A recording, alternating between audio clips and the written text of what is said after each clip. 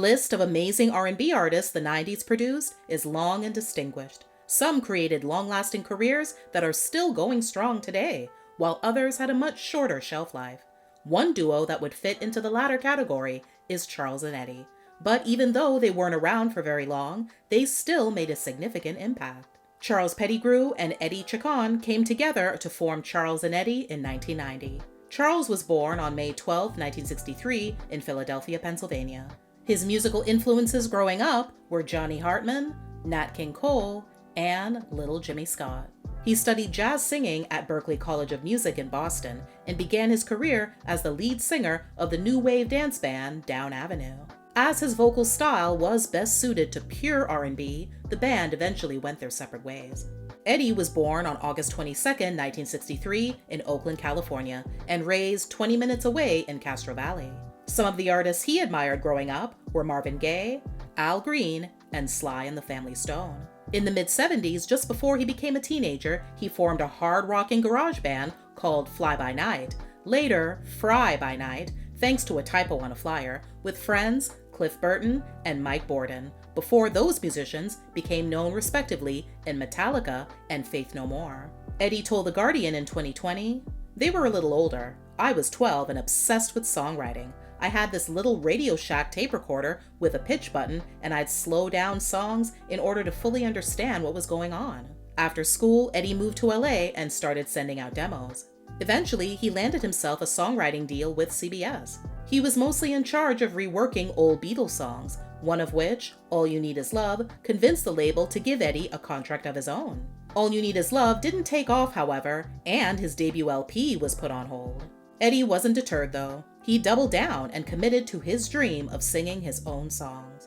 He later signed with Luther Campbell of Two Live Crew's Luke Skywalker imprint for an album called Sugaree under the pseudonym Edward Anthony Lewis. But that project was thrown off course when Eddie started working on Two Live Crew's now infamous 1989 album, As Nasty As They Wanna Be. A development deal through Capitol enabled Eddie to bounce back. Then, while riding the C train on the New York City subway in 1990, he met Charles, who also happened to be signed to Capitol by the same A&R rep. Eddie spotted Charles across the aisle with a vinyl copy of Marvin Gaye's Trouble Man.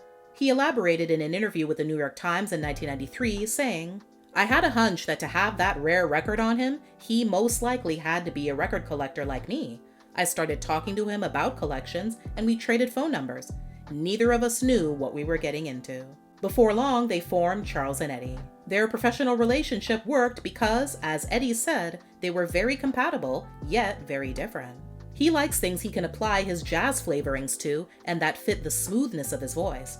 I have a gritty voice and like lines with more aggression that I can get a little bit more loud with.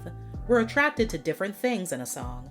Our working together evolves naturally, but it is all based on a solid friendship built on being record collectors of the same genre of the same time period.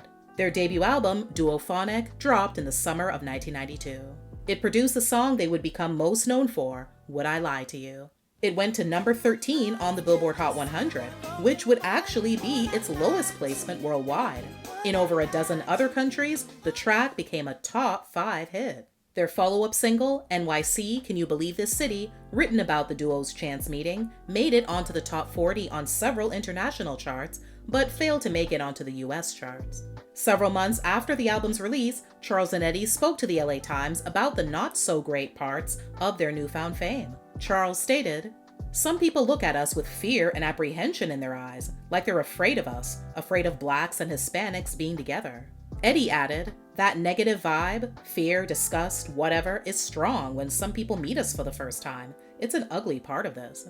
This German reporter who thought I was white asked me how I could sing soul music, which belongs to the coloreds. Other people have asked me that. It's an incredibly offensive question. I just want to punch these idiots out." Charles and Eddie's second album, Chocolate Milk, was released 3 years to the date after their debut on August 31st, 1995. A couple of singles were released, but only made a moderate impact on the charts. Following the departure of the A&R executive that signed them, Charles and Eddie clashed with their label, and subsequently was let out of their contract.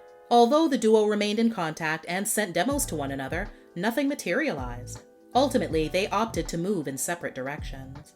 Charles toured with Tom Tom Club in 1998 and went on to join the group, co-writing and singing on several songs until he became too ill to perform. In the late 90s, he was diagnosed with cancer. He died from the disease on April 6, 2001, at the age of 37. In the months before his death, according to Eddie, he and Charles were back on the phone talking daily. They'd even decided to make another record. Charles never told him about his illness.